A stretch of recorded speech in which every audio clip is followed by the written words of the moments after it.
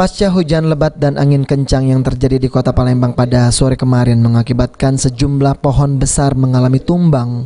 Salah satunya di wilayah Bukit Besar di Jalan Beliton.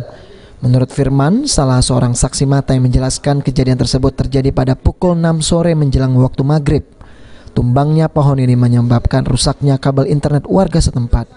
Dari inisiatif warga setempat, kabel yang sempat melintang di tengah jalan disingkirkan karena hal ini dapat membahayakan warga ataupun aktivitas pengendara yang melintas di jalan tersebut.